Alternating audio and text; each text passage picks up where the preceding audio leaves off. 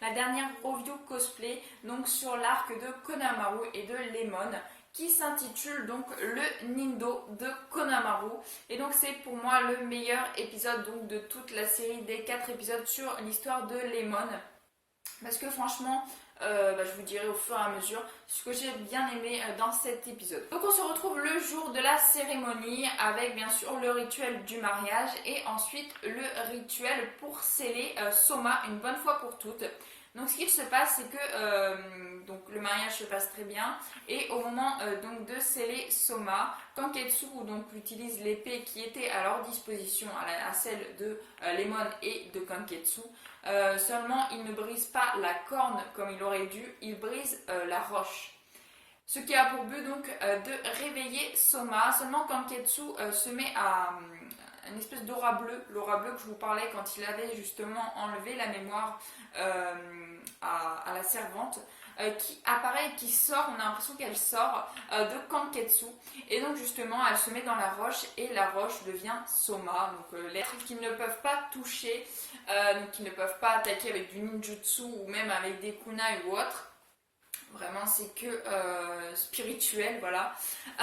Et ce qui se passe, donc, c'est que Konamaru et Boruto arrivent à ce moment-là. Ils s'aperçoivent donc que Soma a été libéré et qu'il va falloir qu'ils trouvent un moyen.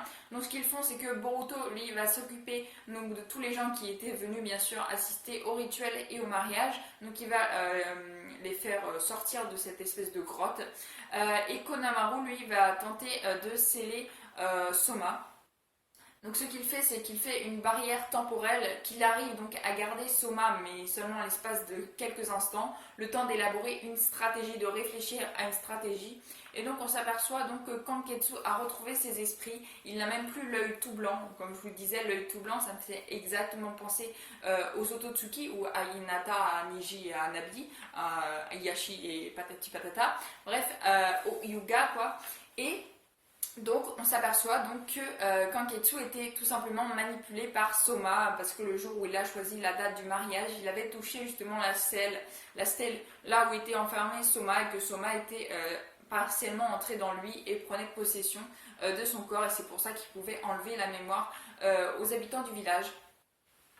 Donc ce qu'il se passe c'est que il y a bien sûr la scène justement qu'ils avaient parlé dans les épisodes précédents, donc qu'il y a 400 ans, une dénommée Quen avait tenté d'emprisonner et de faire en sorte que il n'y ait plus de rituel tous les 100 ans en emprisonnant en elle-même Soma. Et donc ce qu'il se passe c'est qu'elle avait réussi à enlever une des cornes mais l'autre elle n'avait pas eu le temps de l'enlever et du coup elle avait été donc obligée de sceller Soma encore dans une pierre et qu'elle avait totalement perdu la mémoire suite à ce qu'elle avait fait en fait. En fait qu'elle avait voulu enfermer Soma en elle-même, elle avait perdu totalement la mémoire donc elle n'a pas pu retenter l'expérience. Ce qu'il se passe c'est que Konamaru pense avoir trouvé la solution, donc justement quand il réfléchissait dans l'épisode précédent chez lui, je pense qu'il cherchait la solution et donc en fait Konamaru dit qu'il a une solution et qu'il va les sortir de là, que personne ne perdra la mémoire, patati patata.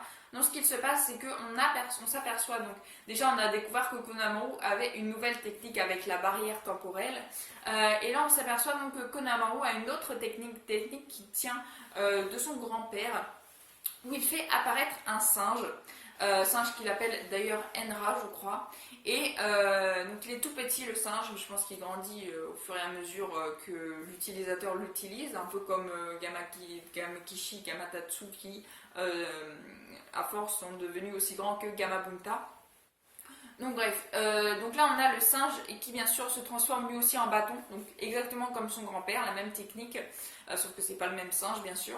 Et donc ils arrivent plus ou moins à sceller Soma. Seulement, Soma est beaucoup trop fort pour les capacités actuelles de Konamaru, ce qui fait qu'il arrive à se libérer et que donc c'est Lemon qui prend la décision de faire donc comme sa prédécesseuse Quen qui elle avait voulu enfermer Soma pour de bon et donc qui suite à ça avait perdu la mémoire et c'est ce que Konamaru voulait éviter mais qui n'a pas réussi. Donc du coup Lemon ce qu'elle fait c'est que elle prend la broche qui donc fait peur au Soma Soma, et du coup elle arrive à faire en sorte que Soma rentre en elle, et d'ailleurs donc elle perd totalement la façade, mais elle avait demandé à Konohamaru de couper les bois si elle-même n'arrivait pas à le faire, donc ce que Konohamaru fait, mais juste avant il lui dit qu'il ne l'oubliera jamais, même si elle perd la mémoire, patati patata, il n'oubliera jamais les instants qu'ils ont passés ensemble.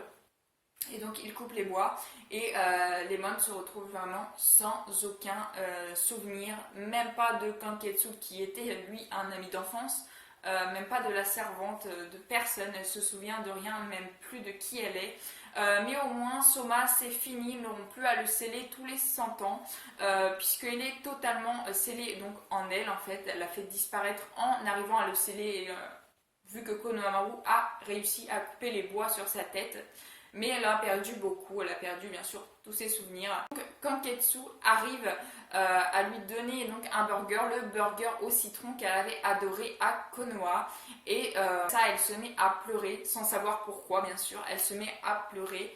Et elle se demande justement pourquoi elle pleure. Et juste à la fin, on a aussi Konohamaru qui se fait donner un burger par Boruto, qui lui dit qu'il est content d'avoir un grand frère comme ça, même s'il est un peu bête de ne pas avoir avoué ses sentiments et d'être parti comme ça sans retourner la voir. Et Konohamaru qui mange le burger mais qui n'est toujours pas fan, qui ensuite regarde Konoha de haut, donc un peu comme Mireille avait fait quelques épisodes d'avant, et que Boruto l'avait fait lui aussi, sauf que lui il l'avait plongé dans Konoha pour dire que c'était son histoire. Bref, et vraiment voilà, ce que j'ai bien aimé dans cet épisode, c'est que au moins on a appris que Konohamaru n'avait pas que le Rasengan, ce qui m'avait beaucoup saoulé dans les épisodes précédents, quand on voyait Konohamaru, c'est qu'on le voyait et monsieur faisait un Rasengan, mais il faisait que ça quoi. On n'a jamais vu faire une autre technique que le multikunanage et le Rasengan. C'était chiant, franchement, moi je trouvais que Konohamaru était un sensei,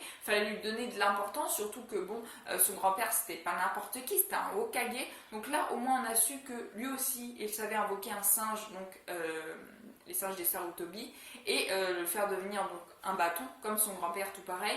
Et visiblement la barrière, je sais pas, mais il me semble qu'il s'est dit que c'était aussi une technique oui, bah oui, forcément. C'était donc aussi une technique du grand-père. Mais au moins, voilà, on sait que Konohamaru, qui s'appelle quand même Konohamaru Sarutobi, a quand même des techniques donc de son grand-père, ce que je trouve vraiment très bien.